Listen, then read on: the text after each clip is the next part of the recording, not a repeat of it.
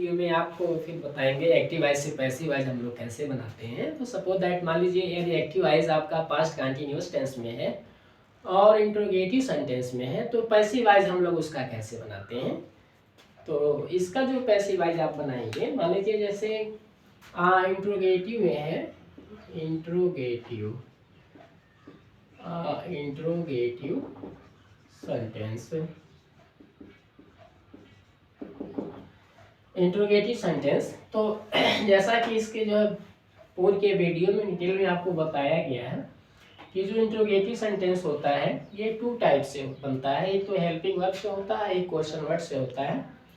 तो suppose that मान लीजिए अगर ये क्वेश्चन वर्ड से स्टार्ट होता है तो हम लोग ये इससे हेल्पिंग वर्ब से स्टार्ट होता है, तो हम लोग क्या करते हैं, इसका एक्टिव वॉइस से पैसिव वॉइस कैसे बनाते हैं।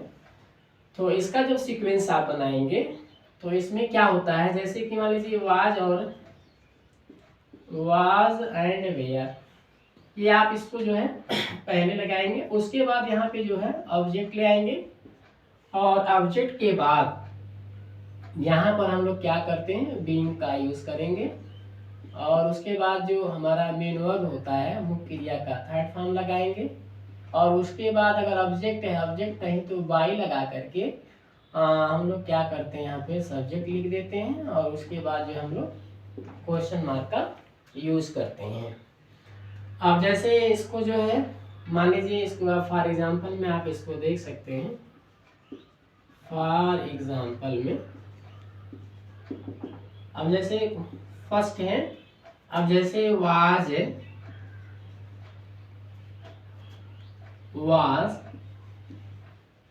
The teacher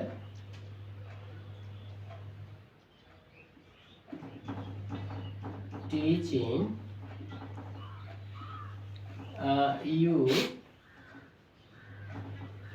English. उसके बाद ये क्वेश्चन मार्क हो गया आपका। तो ये जो आपका एक्टिव वॉइस है ये इंट्रोगेटिव सेंटेंस में है और टेंस क्या है, ये पास्ट कंटिन्यूअस टेंस में है। तो इसका हम लोग क्या करेंगे, कैसे इसका हम वॉइस बनाएंगे। और यहाँ देखिए इसमें 2 ऑब्जेक्ट आया है, एक यू आ गया है, एक इंग्लिश आ गया है। तो 2 में से कोई आप ऑब्जेक्ट को चॉइस करिए। जैसे यू है तो यू किधर आप ले आएंगे, यू के साथ वेयर लगता है तो वेयर आप पहले लगा लेंगे क्योंकि इंट्रोगेटिव में है। तो वेयर यू और उसके बाद जो है बीइंग लगाएंगे। और उसके बाद देखिए जो टीचिंग है इसका थर्ड फॉर्म क्या होता है, टाट, TAUGST, टाट। और उसके बाद ये यू आपका यहाँ आ गया, तो अभी ये इंग्लिश है तो इंग्लिश को ऐसे आप यहाँ लिख लेंगे। फिर उसके बाद बाय लिखेंगे और द टीचर है तो द टीचर को आप यहाँ लिखेंगे, ये आपका द टीचर। और उसके बाद क्वेश्चन मार्क। तो where you being taught English by the teacher. तो ये आपका जो है एक्टिव वॉइस से पैसिव वॉइस इस तरह से बन जाता है। एक अदर सेंटेंस आप देख लीजिए,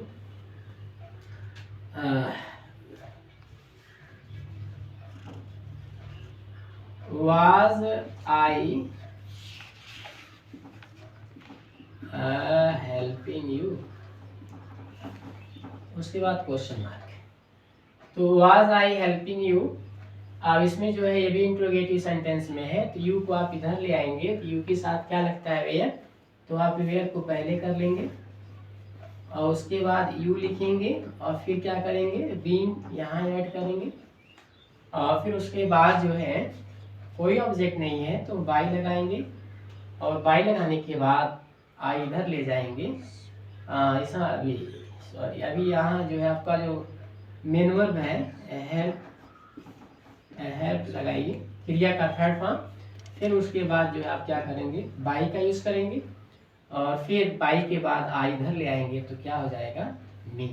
उसके बाद ये क्वेश्चन मार्क। तो इस तरीके से जो क्या होता है एक्टिव वॉइस से पैसिव वॉइस बन जाता है। हम लोग इसमें क्या करते हैं ये देखते हैं कि अगर मान लीजिए सपोज दैट अगर आपका जो इंट्रोगेटिव सेंटेंस है अगर वो हेल्पिंग वर्ब से स्टार्ट हुआ है तो हम लोग क्या करते हैं, जैसा ऑब्जेक्ट आता है तो उसी के हिसाब से हम लोग एक हेल्पिंग वर्ब लगाते हैं।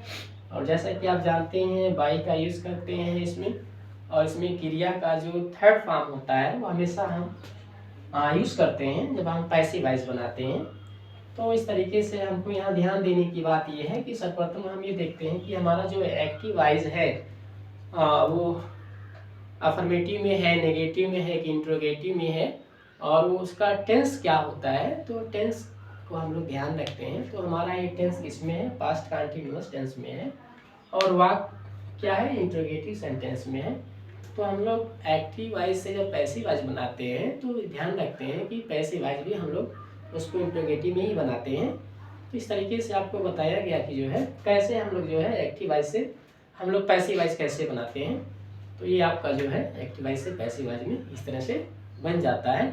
अब अगली वीडियो में आपको बताएंगे अगर क्वेश्चन वर्ड से स्टार्ट होता है तो ऐसे जो है वाक्यों का जो है ऐसे एक्टिव वॉइस को हम पैसिव वॉइस में कैसे बनाते हैं।